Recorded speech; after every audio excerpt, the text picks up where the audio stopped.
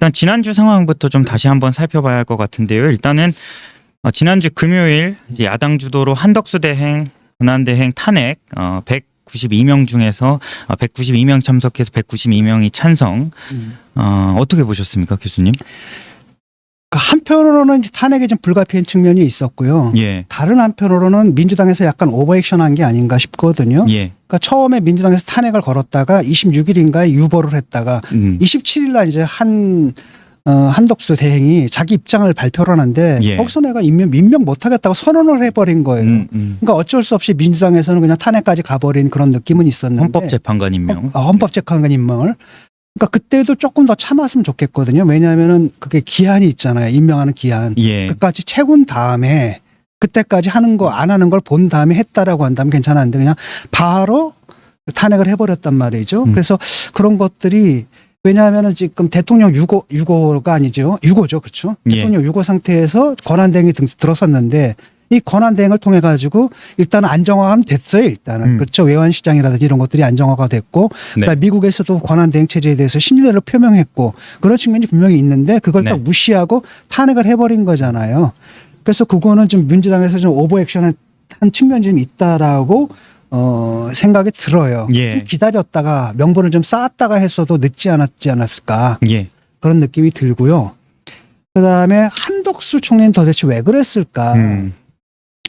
제가 볼 때는 이거는 이제 관료의 속성인 것 같아요. 우리가 이제 공무원이면 둘이 있지 않습니까? 어공하고 늘공이 있잖아요. 예. 그러니까 늘공들은 대개 임명직이죠. 예. 늘공이 아니라 다시 할게요. 어공하고 늘공이 적절하지 않은 것 같아요. 그러니까 선출된 사람들이 있단 말이죠. 네. 선출직과 그다음 임명직이 있는데 선출직은 자기 정당성을 갖다 자기를 뽑아준 사람들한테서 가져요. 예. 국민한테 가져요. 예컨대 국회의원이라든지 대통령이라든지 지자체장이라든지. 그런데 그런 공무원이 아니라 임명된 사람들 있잖아요. 예. 임명된 사람들 성격이 굉장히 다른 것 같아요. 그러니까 자기를 선출해준 그 임명권자에 대한 충성심 같은 게 좀 있어요. 그래서 아마 그것 때문에 선출직과 달리 특히 어떤 결정을 내는 거냐면 자기를 임명해준 그 사람의 을 탄핵하느냐 안 하느냐의 문제거든요. 거기다 충성심이 있기 때문에 거기다 사실 헌법재판관을 임명한다는 것은 그 사람을 탄핵하는데 찬성표를 던진다는 의미가 강하잖아요. 예. 그러니까 그게 굉장히 부담스러웠던 것 같습니다. 그래서 그냥 입장 발표를 해가지고 난 못하겠다라고 그냥 배째라라고 그냥 못하겠다라고 나와버린 거고요. 예. 그러니까 이게 그렇다면 또 그 국힘에서 요구한 대로냐? 또 그건 또 아닌 것 같거든요. 왜냐하면 만약에 국힘에서 요구한 대로라고 한다면은 탄핵이 됐다 하더라도 의결 정독수 문제 가지고 이견이 있었거든요. 150석이냐 200석이냐. 난 못 물러나겠다. 그 의결 자체가 지금 적법하지 않다라고 하면서 직무를 계속 대행을 할 수도 있었거든요. 예. 그다음에 실제로 국힘에서는 그렇게 하라고 요구를 했단 말이죠. 예, 권성동 원내대표가 그렇죠. 이제 계속해서 직무해달라 이렇게. 그랬는데 그럼에도 불구하고 직무를 그냥 바로 내려놨어요. 네. 내려놓은 다음에 또 하나는 뭐냐면은 권한쟁의 심판 우리 같은 그런 법적인 대응도 안 하겠다라고 했단 말이에요. 예. 굉장히 수동적인 거잖아요. 그런데 그래서 권한쟁의 심판을 갖다 어느 쪽에서 걸었냐면 국힘 쪽에서 걸었던 거예요. 예. 라고 하면은 이분 같은 경우는 여야 그 중간에서 나름대로 자기가 갖고 있는 소신에 따라서 행동한 것 같아요. 그렇군요. 사실 그게 적절하지 못한 게 왜냐하면은 권한대행이다라고 하면 사실 이 불안정을 조속히 안정시켜야 되거든요. 예. 조속히 안정시키는 것은 바로 뭐냐? 헌법재판관을 임명을 해서 예. 대통령에 대한 탄핵 심판이 정상적으로 이루어지게끔 하는 것. 그게 우리가 절차가 우리나라가 법적 절차가 보장하는 유일한 사태 수습책이거든요. 예. 그렇잖아요. 가장 합법적인. 네. 근데 그걸 갖다서 다 거부해버리고 폭탄 던지기라는 거에 딱 있다 막 들고 있다가 옆에다 넘겨버린 겁니다. 그러니까 지금 최상목이 들고 있는 거죠. 그거. 네, 맞습니다. 그건 내가 볼 때 굉장히 비겁하다는 느낌이 들어요. 그러니까 자기가 비겁하다. 어떤 비난을 받든 간에 이게 자신의 임명권자에 대한 개인적 충성심보다 더 중요한 게 바로 뭐겠습니까? 국민에 대한 충성이잖아요. 국민 앞에서 자기가들이 갖고 있는 의무감 이걸 갖다 발휘하는 게 우선인데 그걸 하지 않고 좀 손쉬운 해결책을 취한 거 그 부분은 이제 비판받아 마땅하죠. 근데 지금 상황에서 사실 뭐 내란 이런 논란까지 있는 상황에서 충성심이라고 하더라도 참 리스크가 큰 것 같은데. 그렇죠. 예. 그거는 올바른 충성심이 아니죠. 사실은 어떤 면에서는. 예. 근데 그게 관료들의 속성이 그렇다 그러더라고요. 듣자 하니까. 관료들 임명직.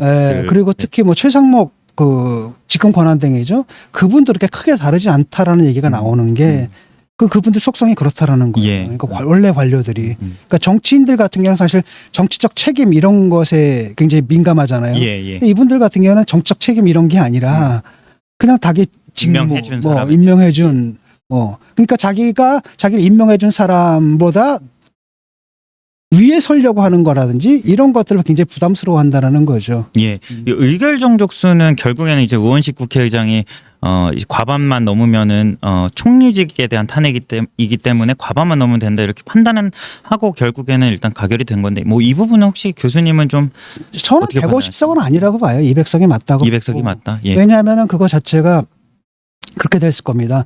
총리 시절에 저지른 짓으로 탄핵을 할 경우는 150석인데 예. 이게 보니까 5가지 사유인데 그중에 3가지는 총리 시절이고 2가지는 대행 시절이거든요. 예. 대행 시절에 한 일을 가지고 탄핵을 할 거라면 사실 200석이 되는 게 맞지 않는가.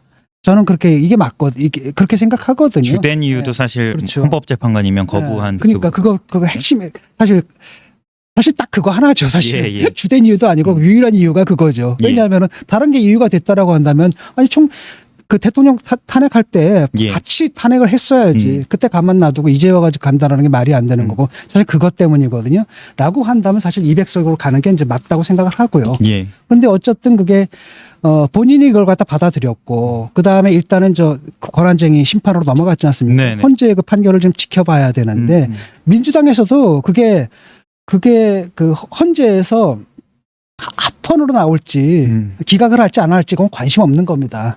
일단은 당장은 정지시킨다. 예. 그래서 정치적인 타격을 주겠다. 거기에 많이 가 있기 때문에 이게 사실 법적으로 옳으냐 그러냐 이건 별로 신경도 쓰지 않는 것 같아요. 예, 예. 그런 식으로 처리를 한 거죠. 이 부분도 그 말씀 주신 대로 국민의힘에서 이제 권한쟁의 심판하고 효력정지 가처분하고 이게 또 헌재에서 또 결정을 해야 되는. 예. 이건 어떻게 좀 전망을 하십니까? 그게 그냥 넘어갈지 그건 잘 모르겠습니다. 반반인 예, 것 같아요. 예. 반반인 어렵지. 것 같고 만약에 제가 볼 때는 제가 이제 법적 지식이 좀 짧긴 하지만 법리적으로 보게 되면 사실은 그게 무효인데 근데 이미 이루어졌잖아요. 실효적으로. 예. 이루어진 것에 대해서 이걸 뒤집을 상황도 아니잖아요. 예, 예. 그렇기 때문에 그냥 그렇게 판단이 그냥 갈 수도 있겠다. 이런 생각이 들어요. 아니 그때쯤 다시 그걸 뒤집어가지고 뭐 하겠다는 겁니까? 네. 뒤집을 가능성이 더 큰 혼란이 있어요. 네, 현실적으로 있냐라는 거죠. 그걸 뒤집어서 얻어질 법익이 있냐라는 거죠. 예. 그 아무리 생각해도 법익이 없거든요.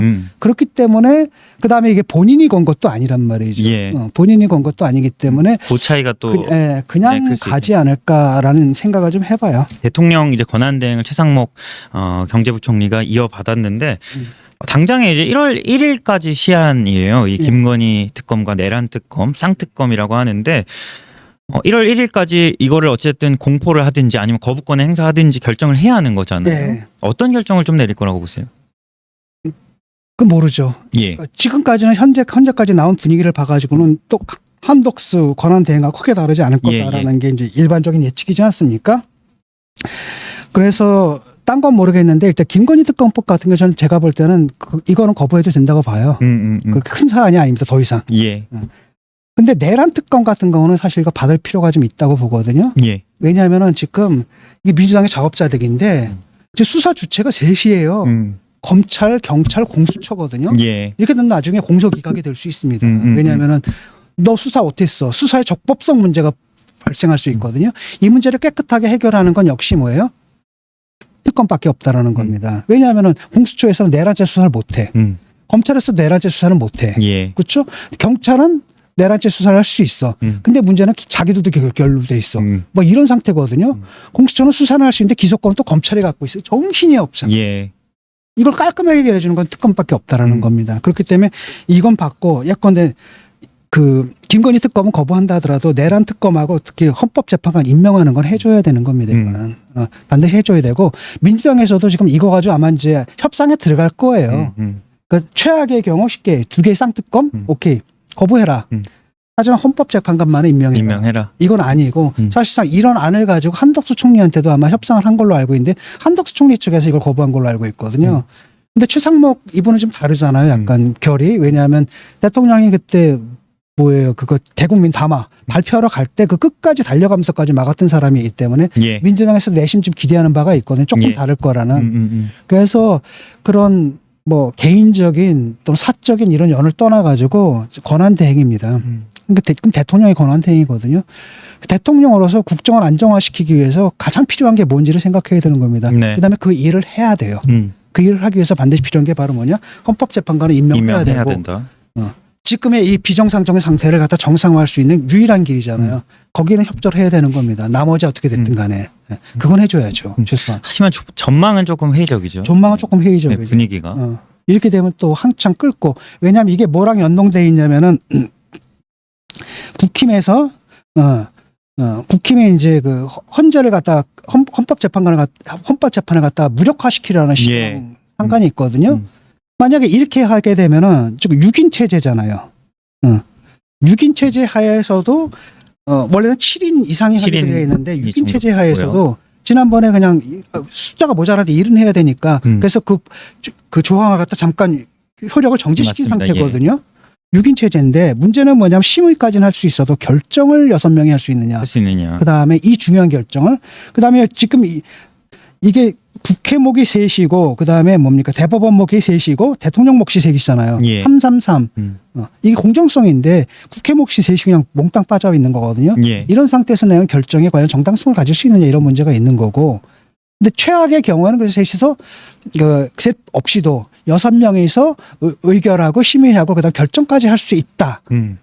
그렇게 결정을 내릴 수가 있는데 문제는 뭐냐면 그 6명 중에 정영식인가 이분이 끝까지 의견을 낸 게 바로 그거였거든요. 이게 국회목, 그 다음에 대통령목, 대법원목 셋. 이것이 있어서 그 절차의 그 합법성, 정당성을 갖는 건데 이게 몽땅 빠져 있으니까 6명이 결정 내리는 건 좀 아니지 않느냐라는 그 의견을 냈단 말이죠. 예. 이분이 지금 그냥 그 안에 포함되어 있는 겁니다. 만약에 이분이 끝까지 그 견해를 갖다 고집할 경우에는 그럴 경우에 어떻게 되는 거냐면 사실은 결정을 못 내린다는 얘기죠. 예. 그런 가운데 4월 18일이 와요. 그럼 두 분이 두 떠나고 명의 임기가 그럼 끝나. 4인 체제가 되거든요.